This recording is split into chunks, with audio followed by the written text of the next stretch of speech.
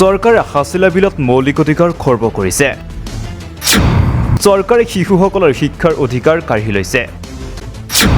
হাছিলা বিলৰ উচ্ছেদস্থলীত জমিয়তৰ সজাতি দল। চৰকাৰৰ কঠোৰ সমালোচনাৰ ৰাজ্যিক জমিয়তৰ সাধাৰণ সম্পাদক কলিমুদ্দিনৰ।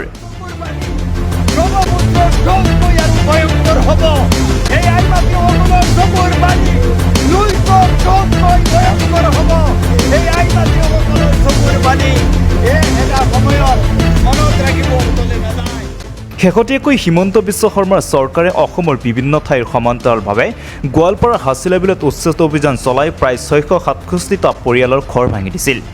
হাছিলা বিলৰ উচ্ছেদিত পৰিয়ালৰ কাষত মৌলানা মুস্তাকানফৰ নেতৃত্বাধীন অসম ৰাজ্যিক জমিয়তুল উলামাৰ সজাতি দল উপস্থিত হৈ উচ্ছেদিত পৰিয়ালৰ বুজ লয়। উল্লেখ্য যে যোৱা কেইদিনমান আগতে অসম ৰাজ্যিক জমিয়তুল উলামাৰ পৰা উচ্ছেদিত পৰিয়ালৰ বাবে বিভিন্ন ধৰণৰ খাদ্য সামগ্ৰী বিতৰণ কৰা হৈছিল। আজি আকৌ এবাৰ উচ্ছেদস্থলীত দেখা গ'ল অসম ৰাজ্যিক জমিয়তুল উলামাৰ সাধাৰণ সম্পাদক কলিমুদ্দিনক। সম্পাদকগৰাকীয়ে উচ্ছেদস্থলীত উপস্থিত হৈ উচ্ছেদিত পৰিয়ালৰ বুজ লোৱাৰ লগতে অসম চৰকাৰৰ কঠোৰ ভাষাৰে কেতবোৰ মন্তব্য প্ৰকাশ কৰে।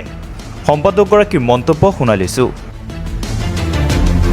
যেতিয়া 14 তাৰিখৰ পৰা উচ্ছেদ আৰম্ভ হৈছে গোৱালপাৰাৰ, তো হোৱাৰ পিছতেই আমাৰ পূব গোৱালপাৰা জিলা জমিয়তৰ সভাপতি বদৰুদ্দিন মুন্সি চাহাব আৰু সাধাৰণ সম্পাদক ৰফিক চাহাব তেওঁলোকে আমাক ইনফৰমেশ্যন কৰিছে। কৰাৰ লগে লগে অসম ৰাজ্যিক জমিয়তুল উলামাৰ সন্মানীয় সভাপতি মৌলানা মুস্তাকানফৰ চাহাবৰ নিৰ্দেশনা আৰু ব্যৱস্থাপনাত পিছদিনাখনেই আমাৰ জমিয়ত আৰু আমচুৰ নেতৃবৃন্দই যৌথভাৱে একেলগে ৰিলিফ ডিষ্ট্ৰিবিউশ্যন কৰিছে। জমিয়তে ব্যৱস্থা কৰিছে আৰু সহযোগিতা আমচুৱে আগবঢ়াইছে।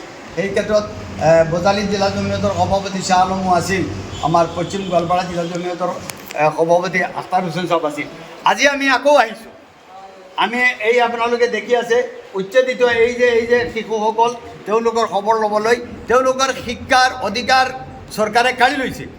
আজি বয়সস্থ মানুহ আছে, এই ফুলকমলীয়া শিশুসকলৰ পৰা আৰম্ভ কৰি আবাল বৃদ্ধ ভনিতালৈকে আজি মুক্ত আকাশৰ তলত তেওঁলোকে এৰি দিছে।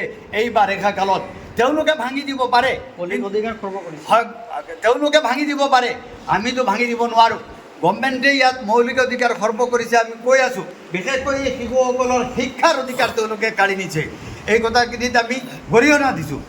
আমি এটা কথা স্পষ্ট, জমিয়ত চৰকাৰী মাটি ৰিজাৰ্ভ, গ্ৰেজিং ৰিজাৰ্ভ, জলাশয় যদি উচ্ছেদ কৰিব বিচাৰিছে কৰক, তাতে আপত্তি নাই। কিন্তু এজন নাগৰিকৰ 3টা অধিকাৰ, মৌলিক অধিকাৰ, অন্ন, বস্ত্ৰ, বাসস্থান, তেওঁলোকে পুনৰ্বাসনৰ ব্যৱস্থা কৰি চৰকাৰে তাৰপিছত উচ্ছেদ কৰিব লাগিছিল। তেওঁলোকৰ পুনৰ্বাসনৰ চিন্তা নকৰাকৈ উচ্ছেদ কৰি দিয়াটো অমানৱীয়।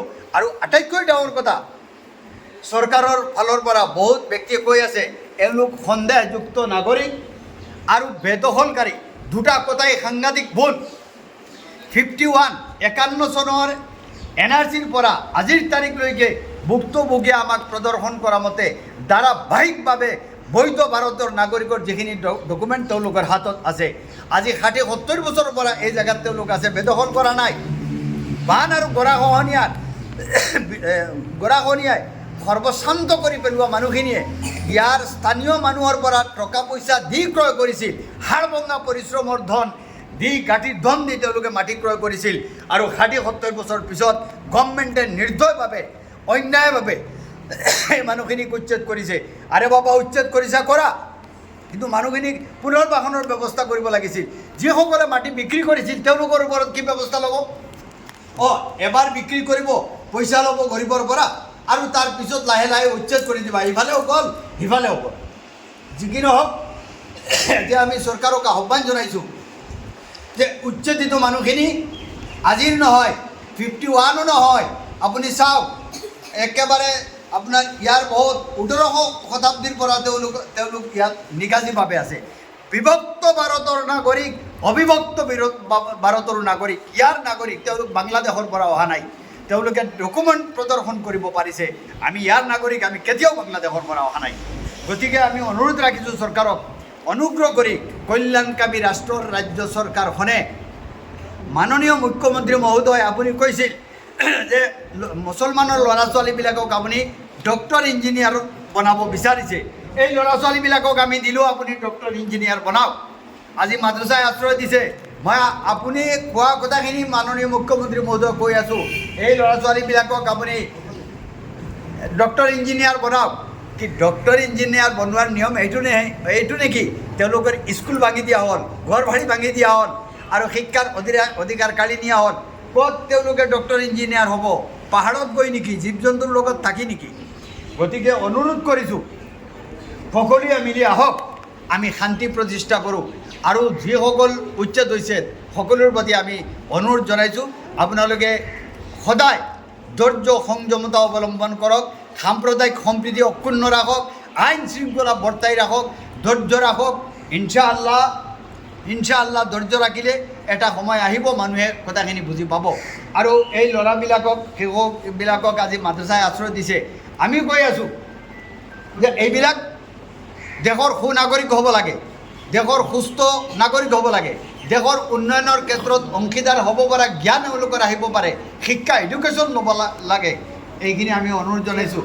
মাননীয় চৰকাৰৰ প্ৰতি অনুৰোধ, শুভ দৃষ্টি দিবলৈ, এয়াই জমিয়তৰ ফালৰ পৰা। কিমানজন ল'ৰা ছোৱালীক দায়িত্ব ল'লে জমিয়তৰ পৰা?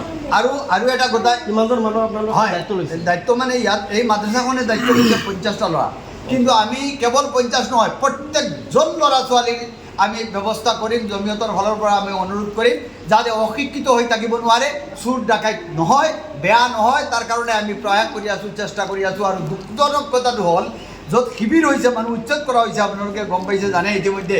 মোৰ হাতত কাগজ আছে, আপোনালোকক মই প্ৰদৰ্শন কৰিছোঁ। এই যে উচ্ছেদ কৰা মানুহ, এজনৰ নাম আব্দুল ছালাম, তেওঁৰ এজ 76, NRCত তেওঁৰ নাম আছে, তেতিয়া তেওঁৰ জন্ম হৈছে ইয়াতে। এই মানুহজনক উচ্ছেদৰ পিছত এই মানুহজনৰ বিয়োগ ঘটে, উচ্ছেদৰ কাৰণেও বিয়োগ ঘটিছে, ইন্তেকাল হৈছে। আৰু 2 নম্বৰ হ'ল জৈতুন বেৱা, এজ অনুমান 65, আজি তেওঁৰ ইন্তেকাল হৈছে। গতিকে এই মানুহখিনিক আজি মৃত্যুৰ মুখলৈ ঠেলি কোনে দিছে?